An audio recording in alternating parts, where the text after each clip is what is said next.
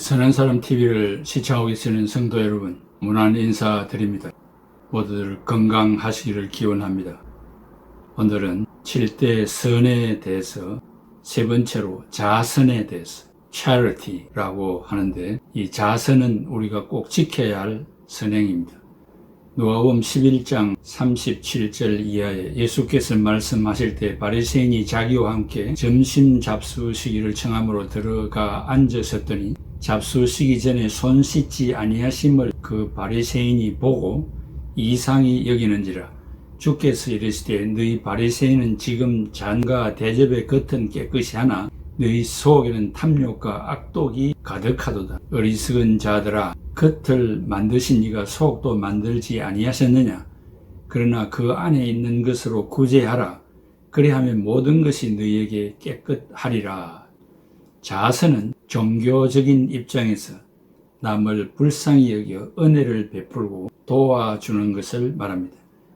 위의 본문을 바르게 해석하면 앤 터너가 말하기를 이를 부사적 대격으로 해석하여 마음으로부터 자선을 베풀라는 뜻으로 해석했습니다.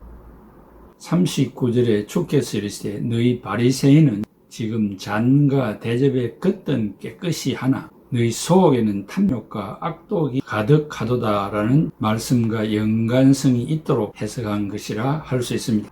왜냐하면 바리새인들은 그 마음에 탐욕과 악독이 가득할 뿐만 아니라 그러한 마음의 필연적인 결과로 부정한 재물을 축적했음에 틀림이 없습니다.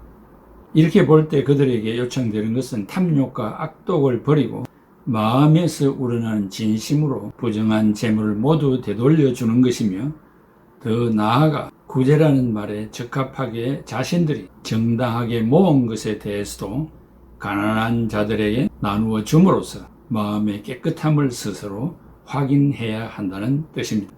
바리새인들은 식사 전 손을 씻는 일 같은 사소한 규정을 모두 다 지켰습니다. 그러나 가난하고 연약한 자들에게 사랑을 베푸는 일과 정의를 실천하는 일에 대해서는 관심이 없었습니다. 참된 삶은 부정과 탐욕을 극복하고 이웃에게 선을 베푸는 것입니다. 2000년대 빌 게이츠, 워렌 버핏, 마크 저커버그, 손 파크 등 자산가들이 목적의식을 가지고 자선 기부 활동을 했습니다. 자선은 탐욕의 반대 말이기도 합니다. 기독교에서는 아낌없이 베푸는 사랑을 말하며 최고의 미덕으로 말합니다. 그 대표적인 사람이 바울 사도입니다. 미국 수잔 앤더슨이라는 여인이 눈 수술을 받다가 실명을 하고 말았습니다. 그날부터 남편은 스스로는 아무것도 할 수 없는 아내의 출퇴근을 도와주게 되었습니다. 그런데 어느 날 남편이 말했습니다. 여보, 계속 이럴 수 없으니 내일부터는 혼자 출근하도록 하세요. 이 말을 들은 아내는 너무나 섭섭하고 야속하여 배신감이 들었습니다. 남편도 소용이 없다고 생각하면서 이를 악물고 굳건히 살아야겠다고 결심을 한 후 아내는 그 다음 날부터 혼자서 출근하기 시작했습니다. 지팡이를 짚고 버스를 타면서 넘어지기도 하고 울기도 하면서 혼자 다니는 체험을 쌓기 시작했습니다. 그 후 다니는 것이 어느 정도 익숙해진 어느 날, 날마다 왕래하는 버스 운전기사가 부인에게 이렇게 이야기를 합니다. 아주머니는 참 행복하십니다. 왜요? 매일같이 남편이 부인의 뒤를 따르고 혹은 뒷좌석에 앉아있다가 부인께서 내리고 타는 것을 직시하고 저 건너편 건물에 들어가는 순간을 확인한 후 손을 흔들어 용기와 격려를 해주니까요. 이 말을 들은 부인은 그만 울음을 터뜨리고 말았다고 했습니다. 대림절, 즉 성탄절 제3주일을 구제주일로 지키는 교가 천주교입니다. 구약성경 토빗 12장 8절에 금을 쌓아두는 것보다 자선을 베푸는 것이 낫다라는 말씀을 그네들이 인용하기 때문입니다. 가장 먼저 해야 할 감사의 자선은 역시 하나님께 드리는 것입니다. 천주교에서는 구약이 73권입니다. 그게 외경, 가경, 토빗 이런 것들을 다 정경으로, 성경으로 사용하고 있고 또 그것을 가르치기도 합니다.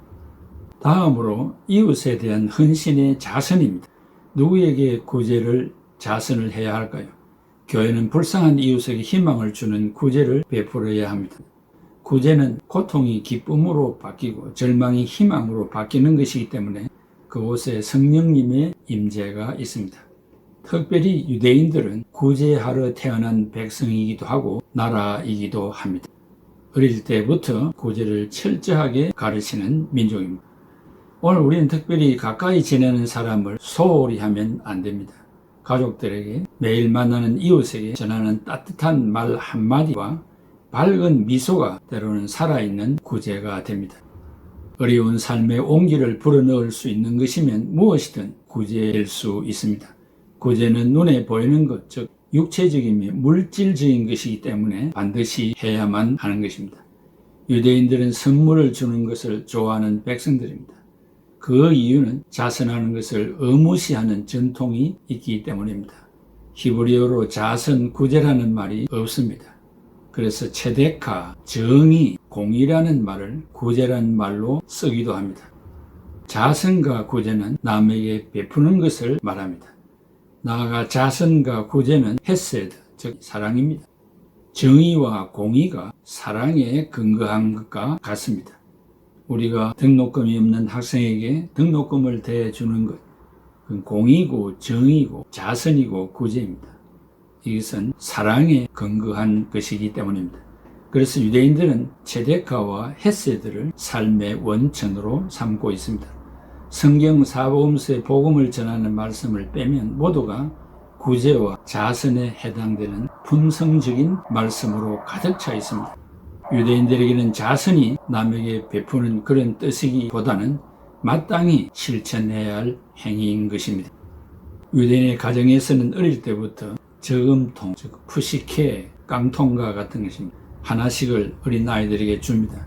이 저금통에 모이는 동전을 자선에 사용하는데 가득 차면 해당 시나고그로 갖다 줍니다. 거기에서 합계하여 필요한 사람, 가난한 사람들에게 구제하고 자선을 하게 됩니다. 그러나 자선에 바치는 일에도 일정한 제한이 있습니다. 부자는 5분의 1, 일반인은 10분의 1 이상을 바칠 수 없습니다. 분수에 맞게 하라는 것이며 자기 수입의 일정한 한도 이상을 자선에 바치지 못하도록 계율로 금하고 있습니다. 오늘날 복지제도가 그때부터 확립되어 있었다고 볼 수 있습니다. 유대인의 체데카 정신이 얼마나 강렬했는가를 알 수 있습니다. 유대인은 전쟁과 환란을 당한 민족이라서 이웃을 형제 자매와 같이 취급하고 지냅니다. 즉 생사고락을 같이 한다고 볼 수 있습니다. 미국에서 잘 사는 유대인들이 조국에 전쟁이 나면 모든 것을 중단하고 조국으로 돌아가서 참전합니다. 평소에도 이웃이 어려운 처지에 있으면 친형제처럼 기쁘게 도웁니다. 한 형제가 삶에 지쳐서 어려움을 당하면 개인이 못하면 연합으로 도와주어 어려움을 극복하도록 합니다. 이런 아름다운 미덕이 있는가 하면 탈무드는 또 강조합니다. 남의 힘으로 살아서는 안 된다고 교육합니다. 지금도 유대인은 어려운 이웃이 있으면 수익금의 일부를 도우면서 살고 있습니다. 친절과 선행을 베풀어 남을 기쁘게 해주는 일은 물론 자기 자신도 함께 즐거움을 갖게 되는 일이기 때문입니다. 신앙적으로는 하나님께서 그런 일을 기쁨으로 하는 자들을 신불신 간에 상관없이 배의 축복을 허락하십니다. 그 증거가 일본의 경우이며 삼성과 현대를 위시한 불신자의 사업입니다. 물질을 얻는 데는 신앙과 아무런 상관이 없이 자선과 구제를 통하여 주어지는 것이기 때문입니다. 믿음으로 해결한다고 백날 천날을 쳐야 기도를 해도 물질은 오지 않습니다. 물론 특별한 경우가 있을 수는 있습니다. 대한민국은 도움을 받은 나라입니다. 우리나라는 한국전쟁 이후 1950년에 전 세계에서 손꼽히는 가난한 나라였습니다. 이런 사실은 모르는 사람은 없지만 그 시절을 다 잊고 살고 있습니다. 최근 우리나라는 G20 정상회담을 우리나라 서울에서 할 만큼 우리나라의 위상이 높아졌습니다. 수많은 사람들의 노력 덕분에 도움을 받는 나라에서 반세기 만에 도움을 주는 나라가 되었습니다. 일제강점기, 6.25 전쟁 등 아픈 역사를 가진 우리 민족이지만 이제는 세계 10위권의 경제 대국으로 성장했습니다. 이제 우리는 우리가 도움을 받은 것만큼 베풀 준비를 하여 도움을 주는 나라가 되어야 합니다. 세계인에게 희망을 주는 대한민국이 되기 위해 지금 우리가 실천할 수 있는 것이 위에로 많습니다. 일단 직접적인 방법으로는 직접 가는 것입니다. 우리나라가 발전하면서 많은 봉사 프로그램들이 있는데 동남아시아나 아프리카 봉사단에 직접 가입해서 가는 방법이 있고, 간접적인 방법으로는 기부가 있습니다. 우리나라 인터넷 강국으로 인터넷이 매우 발달해 있는데 유니세프나 Save the Children이나 굿 네이버스 같은 구호 단체에 기부하는 방법이 있습니다. 신앙적으로 교회 안에도 구제위원회가 있어서 언제나 어려운 이웃을 도와주고 있습니다. 그러므로 구제헌금이나 자선헌금을 바치고 싶을 때는 명목을 기록하여 헌금을 하면 구제위원회에 선언하여 주님의 이름으로 사용하게 됩니다. 우리나라가 국제사회로부터 도움을 받은 액수가 70조 원이나 된다고 합니다. 놀랄만한 수치이기도 합니다. 이제는 우리나라가 눈부신 경제적 발전하에 도움을 받는 나라에서 도움을 주는 나라가 되었습니다. 이제 우리는 받은 것을 빈민과 약소 국가를 도와주는 나라가 되었으니 얼마나 감사한 일입니까? 세계인에게 희망을 주는 대한민국이 되기 위하여 지금 우리가 실천할 수 있는 것부터 실천해야 하겠습니다. 제일 먼저 우리가 가진 것을 나눠주는 것이 필요합니다. IT 강국으로 이름난 대한민국, 유구한 역사와 전통의 나라 대한민국, 전 세계 극빈 빈민국에 학교와 병원을 지어주어 자국의 역사를 배우고 치료를 받게 하는 대한민국, 전문 지식을 가르치고 그들에게 내일의 희망을 심어주는 일이 필요합니다. 우리도 극빈국에서 아시아의 경제 대국으로 성장한 지금 그들에게 우리의 사례를 가르쳐주고 그들도 노력한다면 할 수 있다는 희망을 주는 것이 필요합니다. 개인적인 차원에서 우리가 먼저 실천할 수 있는 것은 먼저 어려운 이웃 국가를 돕기 위해 자원봉사에 지원하여 우리가 가진 것을 나눠주고 도와주며 희망을 주는 NGO들에게 최소한의 삶을 이어갈 수 있게 희망을 주어야 한다고 생각합니다. 자선은 특별한 것이 아니라 나의 형편에 맞게 나누어 도움을 주는 정신입니다. 자선의 개념을 완전히 파악해야 합니다. 분배와 도움을 주는 정신의 극치는 하나님의 영광과 예수 그리스도의 이름으로 행하여 내가 영광을 받지 않는 정신입니다. 지금까지 살아오면서 자신을 베푼 일이 있습니까? 구체적으로 어떤 일에 무엇을 베풀었습니까? 자선은 기독교의 선행입니다. 죽을 때까지 중단 없는 사역이 되어야 하겠습니다. 여러분, 매년 매월 적은 것이라도 이웃을 향하여 이웃 국가를 향하여 손을 뻗치는 크리스찬으로서 마땅히 해야 할 선을 실천하는 여러분 되시기를 바랍니다. 기도합시다. 아버지 하나님 감사합니다. 유대 민족은 구제하고 자선하기 위하여 태어난 민족 같습니다. 계속하여 이 일을 중단 없이 실천하고 있는 그 민족 정신을 우리들도 배우게 하여 주시기를 바라오며, 성경에 구제하고 자선하라는 말씀이 얼마나 많습니까? 그런데 인색한 저희들은 나의 것을 필요한 자에게, 배고픈 자에게, 병든 자에게, 가난한 자에게 사랑의 손길을 뻗치는 일에 너무나 인색합니다. 불쌍히 여겨 주시옵소서. 내일 죽을지 모레 죽을지 모르는 이 인간들, 있는 것 하나님이 주사오니 하나님의 명령 앞에 순복하다가 주 앞에 설 수 있는 자선의 사람, 구제의 사람들이 다 되게 하여 주시고, 체데카와 헤세드를 실천하는 자들이 다 되게 하여 주시옵소서. 예수님의 이름으로 기도하옵나이다. 아멘. 손에 있는 국기보다 주를 더 사랑하는가? 이슬 같은 목숨보다 주를 더 사랑하는가?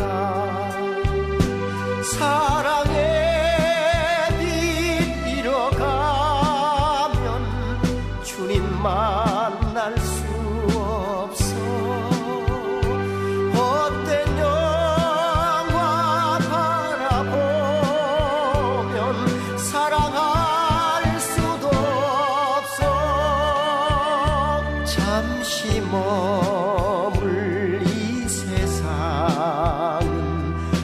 헛된 것들 뿐이니 주를 사랑하는 마음 금보다도 귀하다. 큰 물결이 뛰놀아도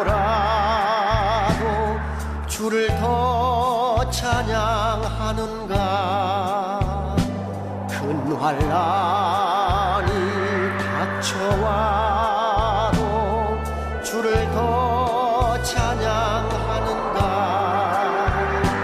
깊은 잠에 빠진 영혼 주님 만날 수 없어. 근심 걱정 많은 자는 찬양할 수도 없어. 잠시 머물 이 세상은 헛된 것들 뿐이니 주를 찬양하는 마음 금보다도 귀하다.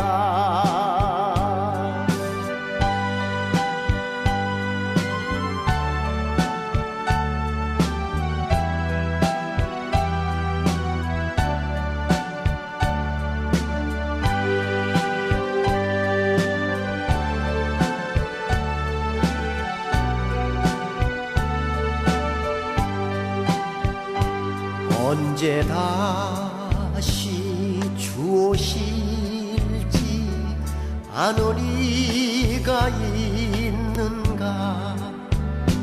신랑으로 오실 주님 맞을 준비 되었는가. 기름 없는 등불 들면 주님 만날 수 없어. 재림나 발소리 나면 예비할 수도 없어. 잠시 머물 이 세상은 헛된 것들 뿐이니 주를 맞을 준비함이 금보다도 귀하다.